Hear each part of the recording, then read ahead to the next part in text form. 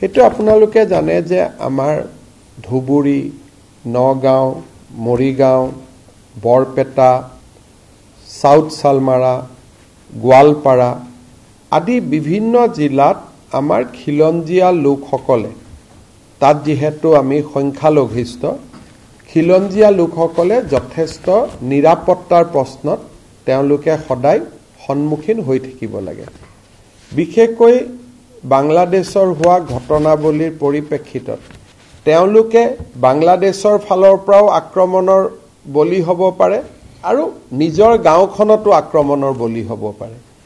সেই পৰিপ্ৰেক্ষিতত আজি কেবিনেটে সিদ্ধান্ত লৈছে যে আমাৰ অসমত এনেকুৱা যিবিলাক ভালনাৰেবল এৰিয়া আছে তাত খিলঞ্জীয়া জনসাধাৰণক আৰ্ম লাইসেন্স দিয়া হ'ব।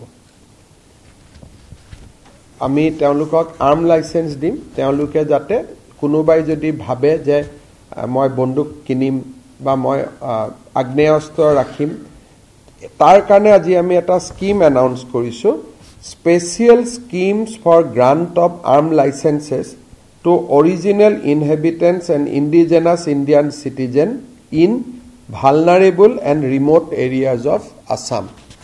আমাৰ বহুত সময়ত আমি দেখা পাওঁ যে নিৰাপত্তাৰ প্ৰশ্নত তেখেতসকল ভোগ কৰি থাকে আৰু বিশেষকৈ এতিয়া যেহেতু বাংলাদেশী নাগৰিক আদি বিতৰণৰ বহুত কাম আমাৰ চলি আছে, গতিকে এই অঞ্চলবিলাকত আমাৰ যিখিনি থলুৱা খিলঞ্জীয়া লোক আছে তেওঁলোক যথেষ্ট নিৰাপত্তাৰ এটা শংকাত ভুগি থাকে আৰু কিছুমান গাঁৱত অকণমান তেওঁলোকৰ পপুলেশ্যন আছে।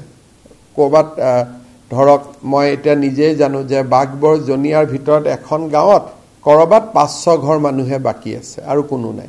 গতিকে এতিয়া সেই মানুহখিনিৰ কোনোবাই যদি চৰকাৰে বন্দুকটো কিনি নিদিয়ে কিন্তু কোনোবাই যদি লাইসেন্স বিচাৰে আমি তেওঁলোকক উদাৰভাৱে লাইসেন্স দিম যাতে তেওঁলোকে নিজৰ ৰক্ষণাবেক্ষণ কৰিব পাৰে।